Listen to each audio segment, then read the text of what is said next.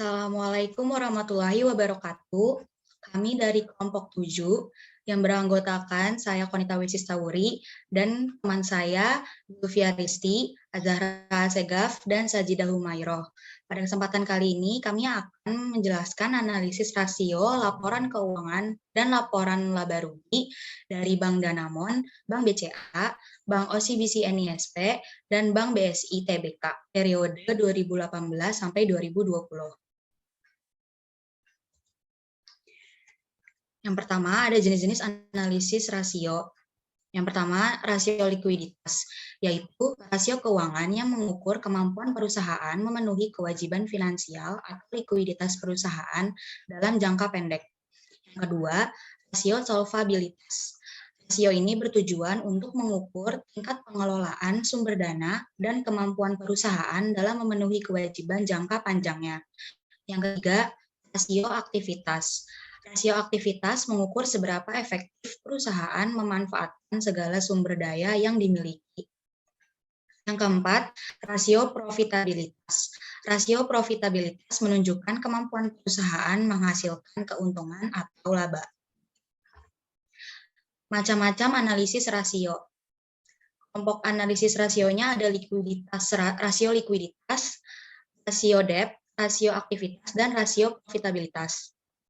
Yang pertama, current ratio, rumusnya itu current asset bagi current liabilities. Quick ratio, rumusnya current asset dikurang inventory dibagi current liabilities. Loan to deposit ratio, rumusnya total loans dibagi total deposit. Loan to asset ratio, rumusnya total loans dibagi total asset.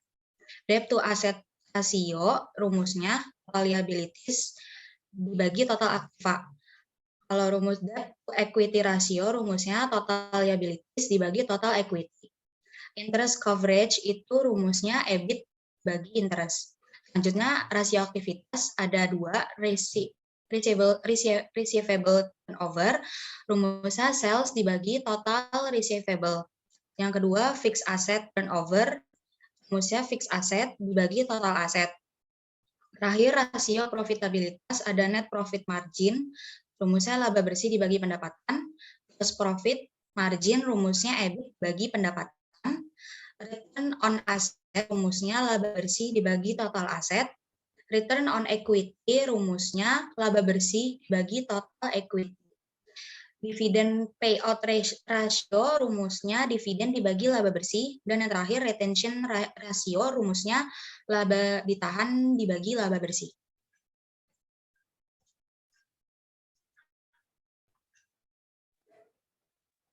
Selanjutnya itu ada analisis rasio, laporan keuangan, dan laporan laba rugi dari Bank Danamon pada periode 2018 dan sampai 2020. Next.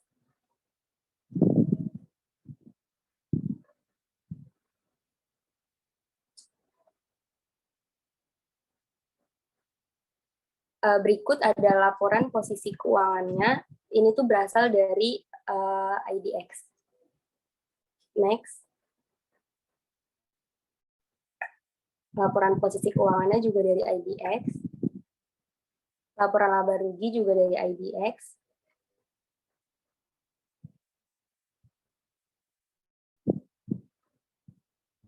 Ini juga masih laporan laba rugi. Laporan laba rugi juga.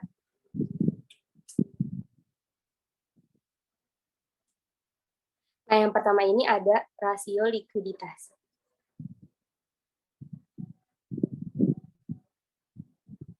Dari rasio likuiditas itu yang pertama ada quick ratio. Quick ratio itu mengukur kemampuan bank dalam memenuhi kewajibannya pada para deposan, yaitu pemilik giro, tabungan, dan deposito dengan harta yang paling liquid. Rumusnya itu ada quick ratio sama dengan cash asset dibagi total deposit dikali 100%. Berikut hasil perhitungan dari Bank Danamon. Jadi pada tahun 2018, quick ratio-nya cash asetnya itu ada sebesar 9.283.293 dengan total deposit 3.152.422. maka quick ratio menghasilkan 294%. Pada tahun 2019 itu sebesar 8.354.009. Total depositnya itu 4.482.622, sehingga menghasilkan quick ratio-nya itu sebesar 186%. Sedangkan pada tahun 2020 sebesar 5.024.125 dan total depositnya itu sebesar 2.477.725. Maka quick ratio-nya itu sebesar 203%.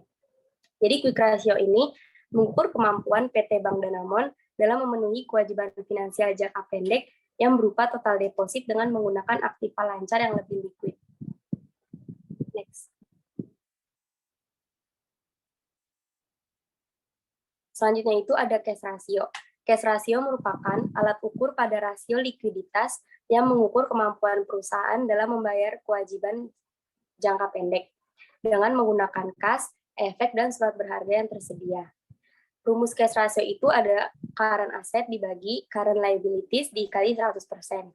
Berikut juga perhitungan dari cash ratio-nya itu menghasilkan pada tahun 2018 itu cash ratio sebesar 729%, pada tahun 2019 sebesar 677%, dan pada tahun 2020 itu sebesar 1.824%. Artinya, cash ratio ini mengukur kemampuan perusahaan dalam membayar kewajiban jangka pendek dengan menggunakan kas, efek, dan surat berharga yang tersedia. Next. Yang ketiga itu ada loan to deposit ratio. Loan to deposit ratio itu untuk menghitung menggunakan rumus sebagai berikut.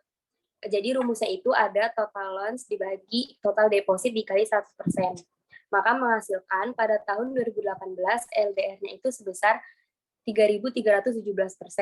Pada tahun 2019 itu sebesar 2.453%, dan pada tahun 2020 sebesar 4.415%.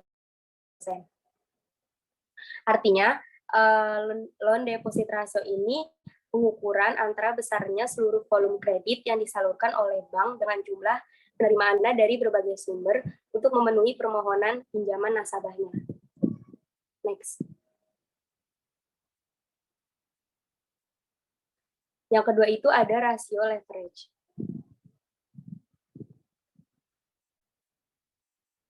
Nah, rasio leverage yang pertama ini ada debt to asset ratio atau DAR, yaitu rasio utang terhadap aset.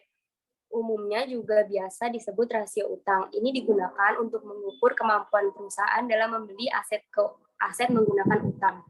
Rumusnya itu ada debt to asset ratio sama dengan utang dibagi aset dikali 100%. Maka berdasarkan perhitungan yang saya dapat, pada tahun 2018 DAR-nya itu sebesar 78%, pada tahun 2019 sebesar 77%, dan pada tahun 2020 sebesar 78%. Next. Selanjutnya itu ada debt to equity ratio atau DER. Debt equity ratio atau DER itu rasio utang terhadap ekuitas, yaitu rasio proporsi relatif antara ekuitas dan utang yang ditujukan untuk membiayai operasional atau aset perusahaan. Nah, rumusnya itu ada debt to equity ratio sama dengan utang dibagi ekuitas dikali 100%. Maka perhitungannya itu didapatkan pada tahun 2018, DER-nya itu sebesar 345%, pada tahun 2019 terjadi penurunan yaitu sebesar 326%, lalu pada tahun 2020 DER-nya ini naik lagi sebesar 361%. Next. Yang ketiga itu ada rasio aktivitas. Dari rasio aktivitas ini yang pertama itu ada total asset turnover. Jadi total asset turnover ini rasio perputaran. Total aset gunanya untuk menghitung aktivitas aset dan kemampuan perusahaan dalam menghasilkan penjualan melalui asetnya. Rumusnya itu ada total asset turnover sama dengan penjualan dibagi total aset dikali 100%. Maka perhitungannya itu didapat pada tahun 2018, TAR-nya itu sebesar 11%, pada tahun 2019 stabil yaitu sama sebesar 11%, sedangkan pada tahun 2020 terjadi penurunan sebesar 10%. Next. Yang keempat itu ada rasio profitabilitas.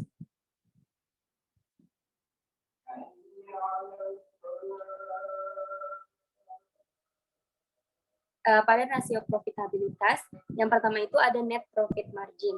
Jadi rasio ini itu mengukur laba bersih setelah pajak terhadap penjualan. Semakin tinggi margin laba bersih, semakin baik operasinya suatu perusahaan. Rumusnya itu ada NPM sama dengan laba bersih dibagi pendapatan dikali 100%. Maka perhitungan yang didapat pada tahun 2018, NPM-nya itu sebesar 20%, pada tahun 2019 terjadi penurunan yaitu sebesar 19%, dan pada tahun 2020 sangat turun yaitu sebesar 5%.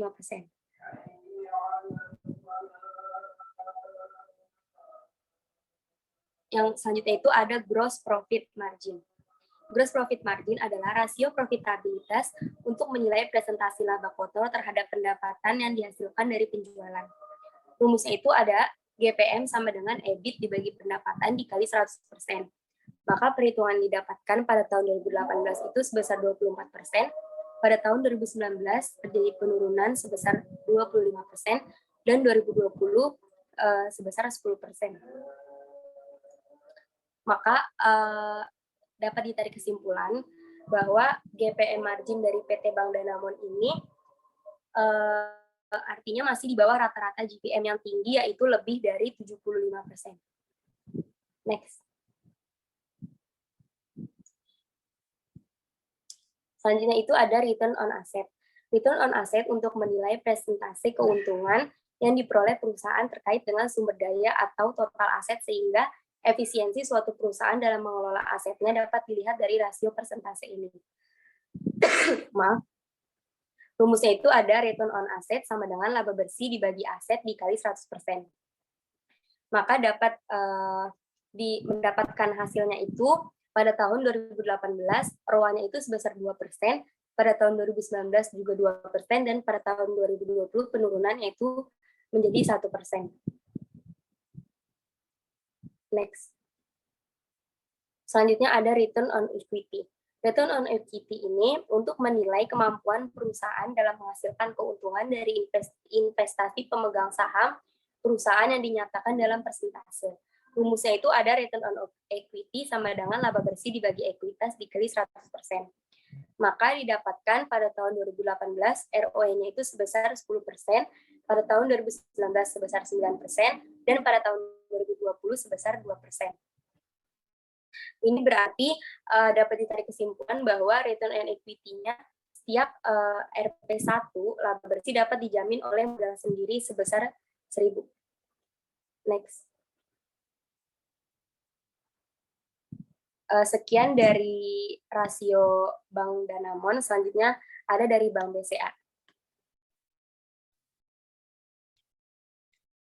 Selanjutnya yaitu analisis rasio laporan keuangan dan laporan laba rugi Bank BCA periode 2018 sampai dengan periode 2020. Berikut merupakan laporan posisi keuangan Bank BCA 2018 sampai dengan 2020.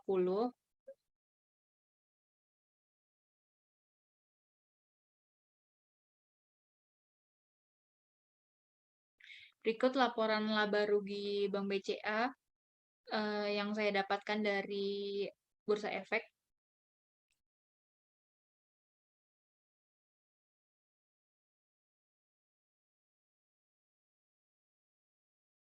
Yang pertama yaitu ada analisis rasio likuiditas.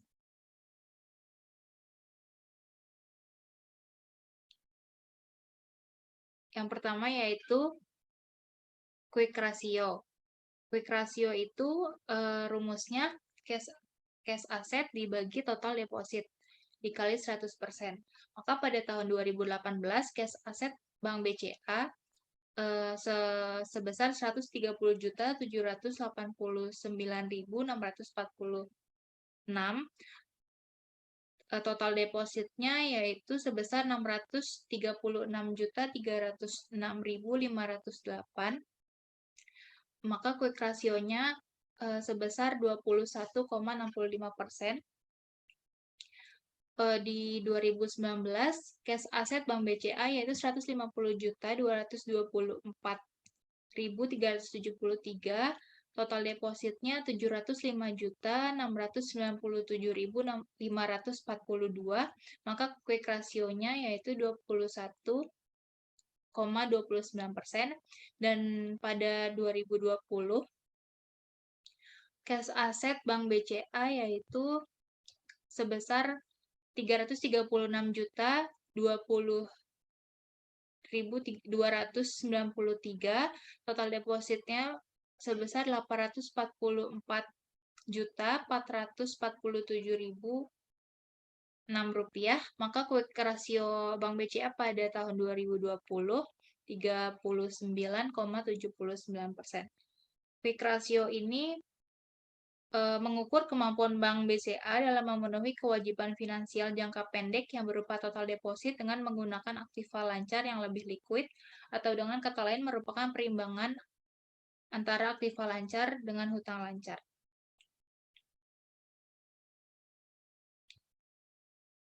Yang kedua yaitu ada current ratio. Current ratio itu rumusnya current asset dibagi current liabilities dikali 100%.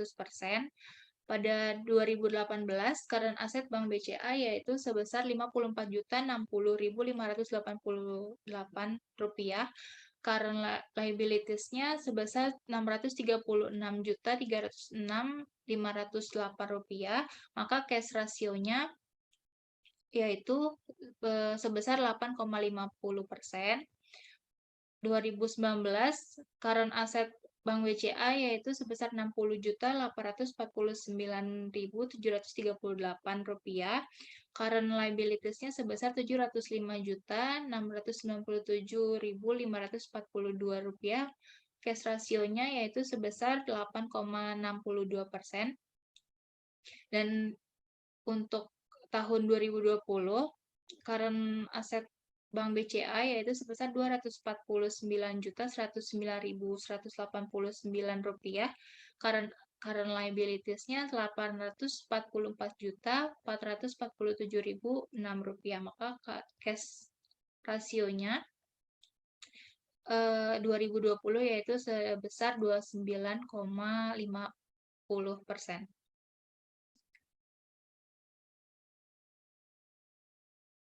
Next.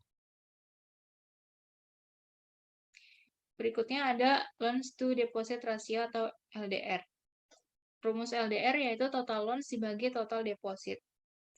Total loans itu didapatkan dari kredit yang diberikan dan pembiayaan atau piutang dibagi piutang syariah.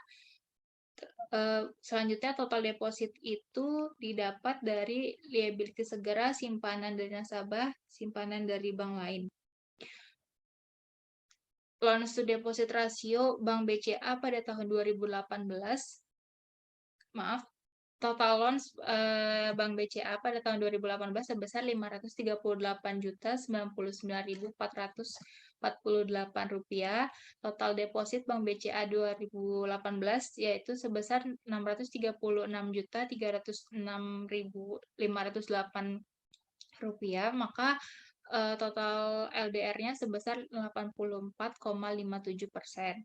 Tahun 2019, total loans Bank BCA yaitu 586.939.583.583 rupiah. Total depositnya Rp795.697.542. Maka total LDR-nya sebesar 83,17%. Dan untuk 2020 total loans Bank BCA Rp574.589.608. Untuk total depositnya Rp444.447.006. Maka total RDR-nya yaitu 68,4%.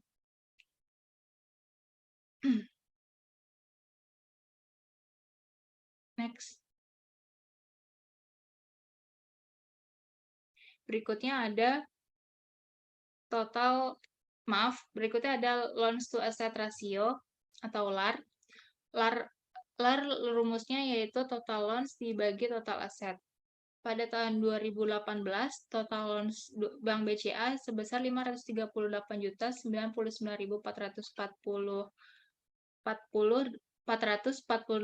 rupiah, total asetnya sebesar 824.787.944 rupiah, maka loans to asset ratio Bank BCA tahun 2018 yaitu sebesar 65,24%. Pada 2019, total loans Bank BCA sebesar 586.939.583 rupiah. Total asetnya sebesar 989.989.312 rupiah. Maka total loans to asset rasionya sebesar 63,87%. Dan untuk 2020, total loans-nya Bank BCA yaitu sebesar 574.589.608 rupiah. Total asetnya sebesar 1.075.570.256 rupiah. Maka total Bank BCA pada 2020 yaitu sebesar 53,42%.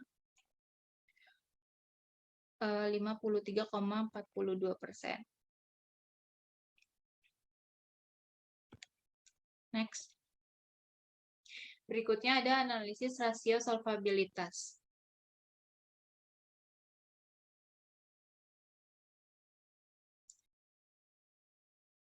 Yang pertama itu ada debt to asset ratio. Debt to asset ratio atau DAR itu rumusnya total hutang dibagi total aktiva dikali 100%. Pada tahun 2018, jumlah debt to asset ratio Bank BCA yaitu 81,4%. Pada tahun 2019, total debt to asset ratio Bank BCA yaitu 80,53%.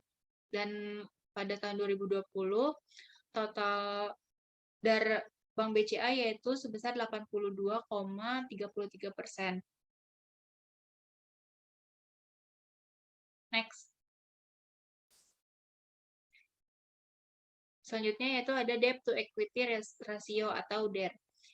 Rumus DER yaitu total hutang dibagi modal sendiri dikali 100%. Pada tahun 2018, total DER Bank BCA sebesar 440,48%. Total DER Bank BCA pada tahun 2019 yaitu 424,98%, dan pada tahun 2020 total DER Bank BCA yaitu 479,41%.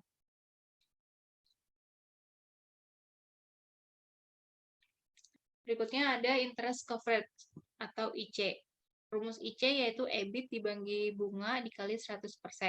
Pada tahun 2018, total IC Bank BCA yaitu sebesar minus 284,99%.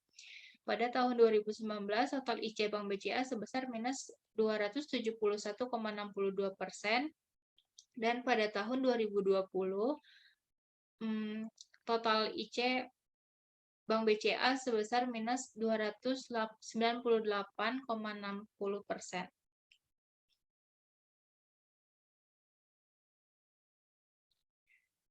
Selanjutnya ada analisis rasio aktivitas. Di rasio aktivitas yang pertama itu ada receivable turnover. Receivable turnover itu rumusnya EBIT dibagi bunga dikali 100%. Pada tahun 2018, total receivable turnover Bank BCA yaitu 6,31 kali, atau jika dibulatkan berarti 6 kali perputaran. Pada tahun 2019, receivable turnover Bank BCA yaitu sebesar 5,09 kali atau 5 kali perputaran, dan pada tahun 2020 receivable turnover Bank BCA sebesar 5,76 kali jika dibulatkan, yaitu sebanyak 6 kali perputaran.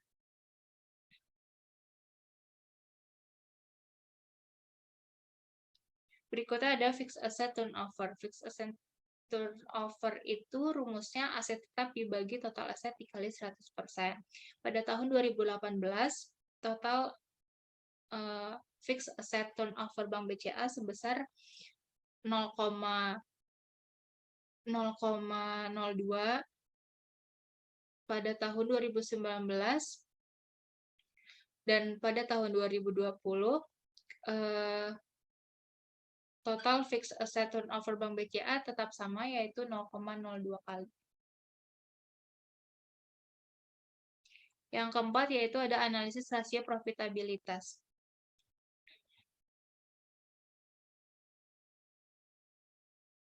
Yang di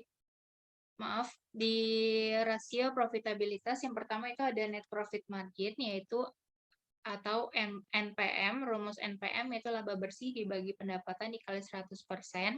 Pada tahun 2018 total NPM Bank BCA sebesar 36,6%. Pada tahun 2019 total NPM Bank BCA sebesar 35,4%, dan pada tahun 2020 total NPM Bank BCA sebesar 33,7%. Artinya, dari setiap tahun periode yang ada, berarti satu rupiah laba bersih dapat dijamin oleh pendapatan operasional yang terdiri dari pendapatan pengelolaan dana dari bank, hak bagi hasil milik bank, dan pendapatan operasional lainnya. Selanjutnya ada gross profit margin atau GPM. Rumus GPM yaitu EBIT dibagi pendapatan dikali 100%. Pada tahun 2018 total GPM Bank BCA sebesar 45,62%. Pada tahun 2019, total GPM Bank BCA sebesar 44,51%, dan pada tahun 2020, total GPM Bank BCA sebesar 40,89%. Artinya dari setiap periode yang ada, berarti Rp1 laba bersih dapat dijamin oleh pendapatan operasional yang terdiri dari pendapatan pengelolaan dana dari bank, hak bagi hasil milik bank, dan pendapatan operasional lainnya.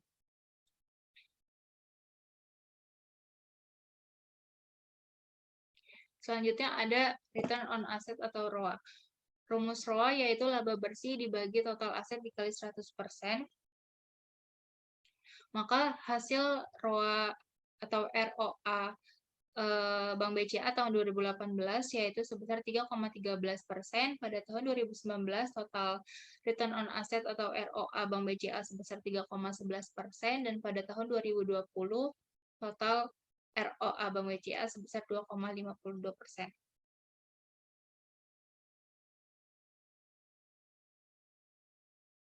Artinya, maka dari setiap periode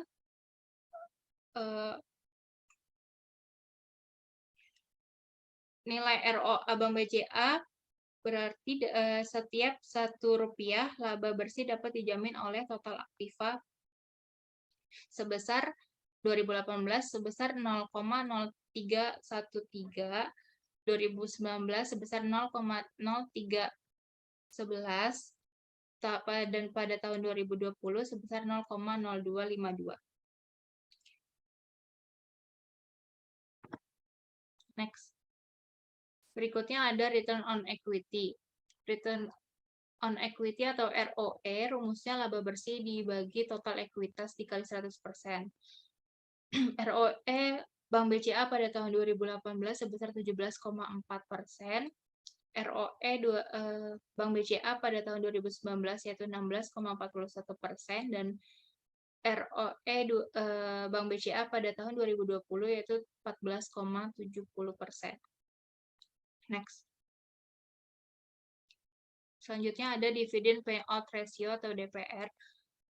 Rumus DPR yaitu dividen dibagi laba bersih dikali 100%. Pada tahun 2018, total DPR Bank BCA sebesar 0,05%.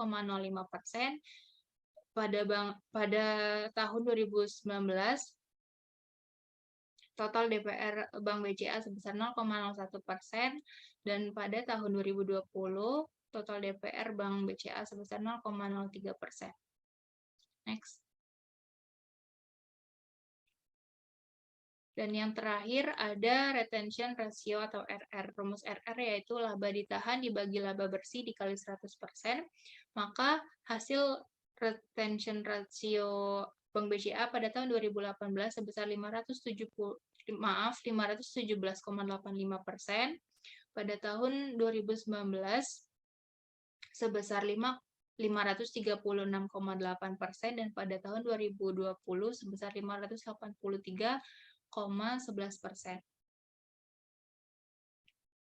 Penjelasan berikutnya akan dijelaskan oleh teman saya, Konita Wisista. Terima kasih.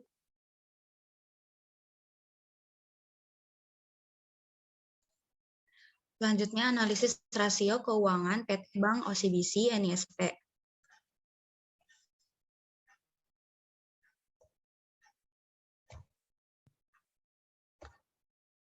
Yang pertama, ini adalah laporan posisi keuangan Bank OCBC NISP.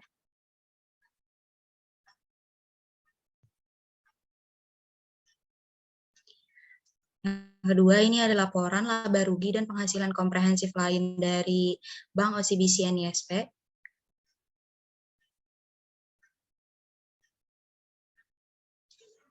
Selanjutnya, saya akan menjelaskan analisis rasio likuiditas. Yang pertama ada quick ratio. Rumusnya itu cash asset dibagi total deposit dikali 100%. Tangannya itu cash asset itu dapat dari kas ditambah giro pada BI, ditambah giro pada bank lain, ditambah penempatan pada bank BI, dan bank lain, ditambah efek-efek, ditambah obligasi pemerintah. Total deposit berasal dari liabilitas segera, ditambah simpanan dari nasabah, ditambah simpanan dari bank lain. Hitungan quick ratio pada tahun 2018 menghasilkan 38,18%. Di tahun 2019 quick rasionya Bank OCBC NISP 41,80%, dan di tahun 2020 sebesar 52,68%. Ini artinya Bank OCBC NISP itu masih mampu untuk memenuhi kewajiban jangka pendeknya. Selanjutnya ada cash ratio. Rumusnya itu adalah current asset dibagi current liabilities dikali 100%. Keterangannya itu current asset berasal dari kas ditambah efek ditambah obligasi pemerintah, dan untuk current liabilities rumusnya berasal dari liabilities segera ditambah simpanan nasabah ditambah simpanan dari bank lain. Perhitungannya tahun 2018 cash ratio untuk dari Bank OCBC NISP yaitu 26,21%, di tahun 2019 25,31%, dan di 2020 sebesar 46,02%. Selanjutnya ada LDR atau loan to deposit ratio. Rumusnya itu adalah total loans dibagi total deposit dikali 100%. Total loans itu berasal dari kredit yang diberikan ditambah pembiayaan atau piutang syariah. Untuk total deposit berasal dari liabilitas segera ditambah simpanan dari nasabah ditambah simpanan dari bank lain. Untuk perhitungan LDR dari Bank OCBC NISP pada tahun 2018 sebesar 93,31%, di tahun 2019 90,11%, di tahun 2020 sebesar 71,13%. Selanjutnya ada loan to asset ratio atau LAR. Rumusnya itu adalah total aset, total loans dibagi total aset dikali 100%. Untuk total loans itu berasal dari kredit yang diberikan ditambah pembiayaan atau piutang syariah.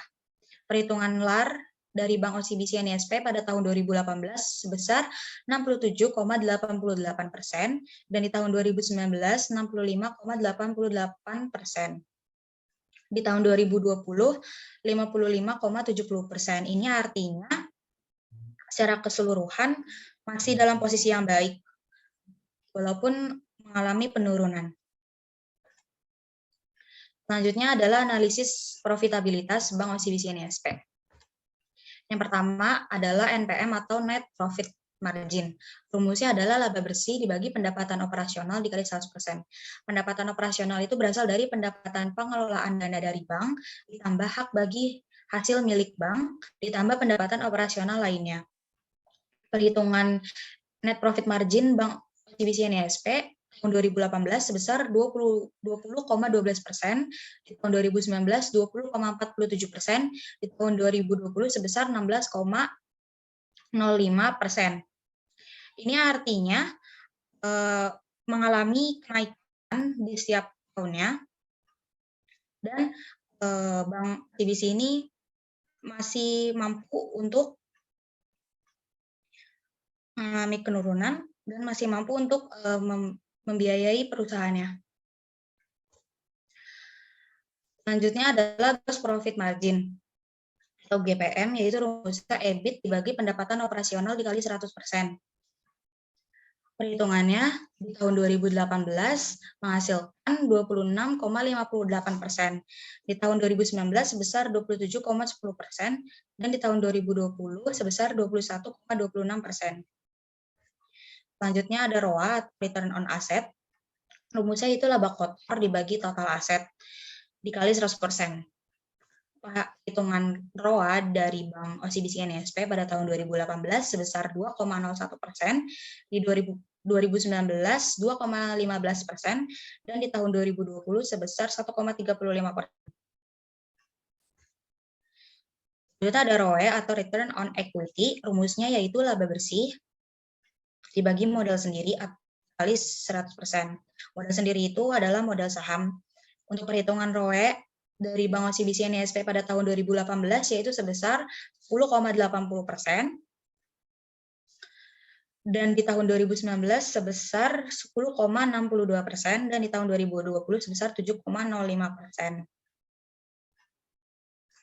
Ini artinya setiap tahun mengalami penurunan, berarti kemampuan bank dalam menghasilkan laba bersih dari modalnya itu rendah. Selanjutnya ada ROI atau return on investment. Rumusnya itu laba bersih dibagi total aktiva dikali 100%. Perhitungan ROI Bank OCBC NISP pada tahun 2018 sebesar 1,52%, 2019 1,63%, dan di tahun 2020 sebesar 1,02%. Ini artinya ROI-nya mengalami penurunan. Itu efisiensi manajemen dan profit yang dihasilkan bank masih dalam posisi yang kurang baik. Retention ratio atau RR yaitu rumusnya laba ditahan dibagi laba bersih dikali 100%. Pada tahun 2018, RR yang dihasilkan adalah 56,54%, 2019 605,81%, dan di tahun 2020 sebesar 93,49%. Selanjutnya adalah rasio leverage dari Bank OCBC NISP. Yang pertama ada total debt, total aset rasio. Rumusnya itu adalah total hutang dibagi total aktiva dikali 100%.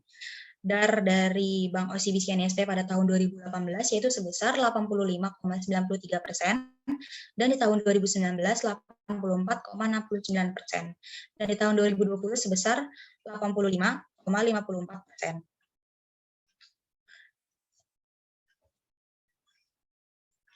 Selanjutnya adalah DER atau total debt to total equity ratio. Rumusnya total hutang dibagi modal sendiri dikali 100%. DER yang dihasilkan dari Bank OCBC NISP pada tahun 2018 sebesar 610,58%, di tahun 2019 553,20%, dan di tahun 2020 sebesar 591,59%. Selanjutnya ada ICR atau interest coverage ratio. Rumusnya itu adalah EBIT bagi bunga dikali 100%. ICR yang dihasilkan dari perusahaan OCBC NISP pada tahun 2018 sebesar 59,65%, di tahun 2019 sebesar 55,14%, dan di tahun 2020 sebesar 49,22%. Selanjutnya ada rasio aktivitas dari bank OCBC NISP. Ada total aset turnover, yang rumusnya itu pendapatan operasional dibagi total aktiva dikali 100%, yaitu menghasilkan tato dari perusahaan Bank OCBC NISP tahun 2018 sebesar 7,55%, di tahun 2019 sebesar 7,95%, dan di tahun 2020 sebesar 6,35%. Artinya, menghasilkan semakin cepat perputaran aset dapat memperoleh hasil laba yang lebih baik. Selanjutnya akan dijelaskan Bank Syariah Indonesia oleh teman saya, Zahra.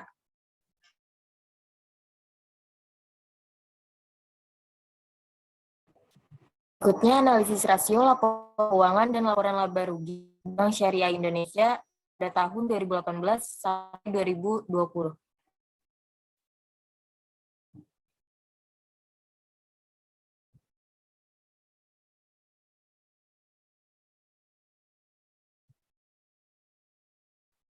Yang pertama ada laporan posisi keuangan dari Bank Syariah Indonesia.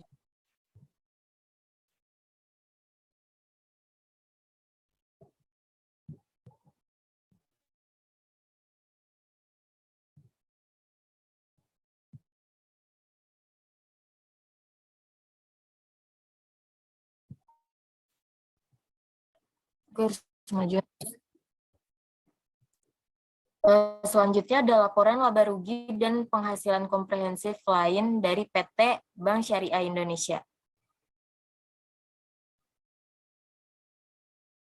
Data-data ini saya ambil dari IDX. Selanjutnya ada analisis rasio likuiditas. Yang pertama ada quick ratio. Rumus dari quick ratio yaitu cash asset dibagi total deposit dikali 100%. Quick ratio yang dihasilkan oleh PT Bank Syariah Indonesia pada tahun 2018 yaitu 17,96%. Pada tahun 2019, 78,09%. Pada tahun 2020 besar 9,25%. Selanjutnya pada cash ratio, rumus cash ratio itu current asset dibagi liabilities dikali 100%. Cash ratio yang dihasilkan pada tahun 2018 yaitu sebesar 88,19%. 2019 dihasilkan 121,67%, pada tahun 2020 sebesar 16,85%.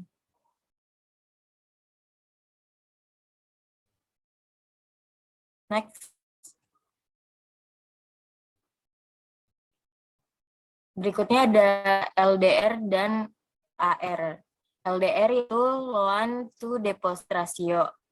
Rumus total loans dibagi total deposit kali 100%. Pada tahun 2016 menghasilkan 242,73%. Pada tahun 2019 menghasilkan 297,5%. Pada tahun 2020 menghasilkan 252,69%. Dan pada loan to asset ratio, rumusnya total loans dibagi total aset dikali 100%. Pada tahun 2018 menghasilkan 102,76%. Pada tahun 2019 59,4%. Pada 2020 sebesar 34,6%. Berikutnya rasio leverage. Yang pertama, perhitungan debt to asset ratio dan debt to equity ratio. Debt Aset rasio, rumusnya total hutang dibagi total aset kali 100%. Pada tahun 2018, PT Barya Indonesia menghasilkan 30,28%, pada tahun 2019 menghasilkan 27,55%, pada tahun 2020 menghasilkan 28,65%. Rumus debt to equity ratio yaitu utang dibagi ekuitas dikali 100%. Pada tahun 2018, PT Bank Syariah Indonesia menghasilkan DER sebesar 320,98%, pada tahun 2019 sebesar 233,94%, 49%, pada tahun 2020 menghasilkan 215,83%. Berikutnya, analisis profitabilitas. Yang pertama ada net profit margin. Rumus dari net profit margin yaitu laba bersih dibagi pendapatan operasional dikali 100%.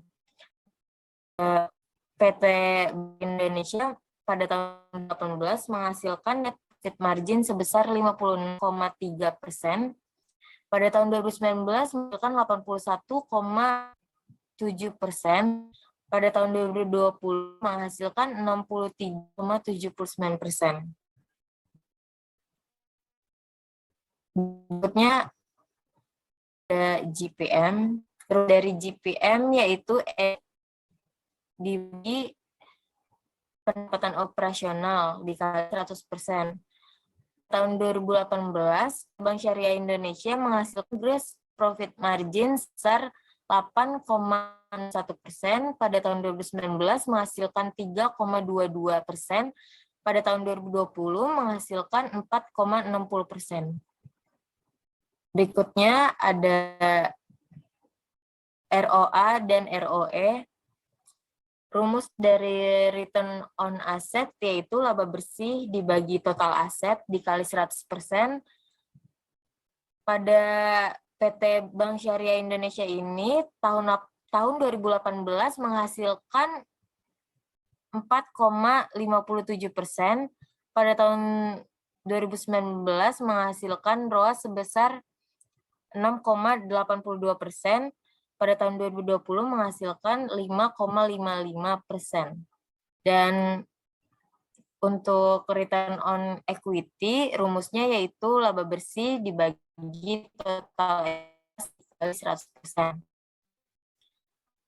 Hasilkan 2018 yaitu sebesar 48,46%, 2019 menghasilkan 57,77%, 2020 menghasilkan 41,81%. Berikutnya yaitu rasio aktivitas. Yang pertama ada total asset turnover. Rumusnya yaitu pendapatan operasional dibagi total aktiva dikali 100%. Dan PT Bank Syariah Indonesia ini menghasilkan total aset turnover pada 2018 sebesar 8,16%. Pada 2019 menghasilkan 8,41%. Pada tahun 2020 menghasilkan 8,70%.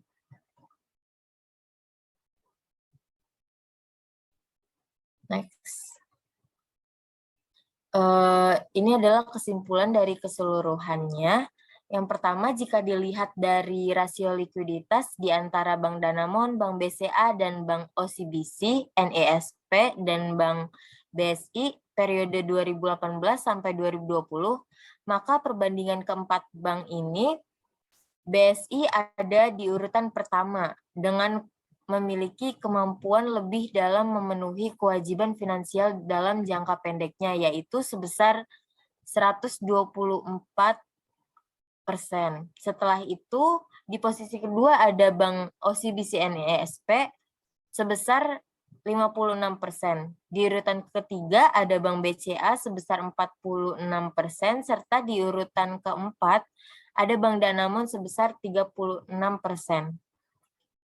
Poin kedua, jika dilihat dari rasio solvabilitas antara Bank Danamon, Bank BCA, Bank OCBC NESP, dan Bank BSI periode 2018 hingga 2020, maka dari perbandingan keempat bank, kinerja keuangan yang baik ada pada OCBC NISP, yaitu sebesar 242%. Kemudian di urutan kedua adalah Bank BSI sebesar 143%. Di urutan ketiga ada Bank BCA sebesar 62%.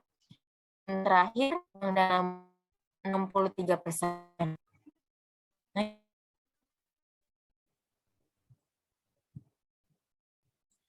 Pada poin ketiga, jika dilihat dari rasio aktivitasnya, Bank Danamon memiliki perputaran sebanyak 11 kali dalam menghasilkan penjualan melalui asetnya.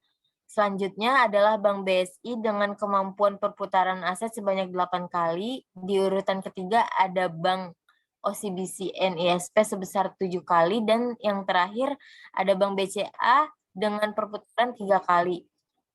Kemudian jika dilihat dari rasio profitabilitas di antara keempat bank di atas, terlihat banyak fluktuasi yang cukup signifikan dalam menghasilkan laba dari pendapatan perusahaan. Di urutan pertama ada Bank OCBC NISP mampu menghasilkan laba sebesar 126%. Selanjutnya di urutan kedua ada Bank BCA dengan nilai sebesar 107%. Urutan ketiga ada Bank Danamon dengan nilai sebesar 33%. Dan di urutan terakhir ada Bank BSI dengan nilai sebesar 32%.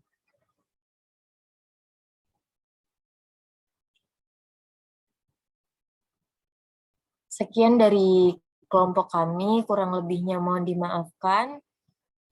Terima kasih.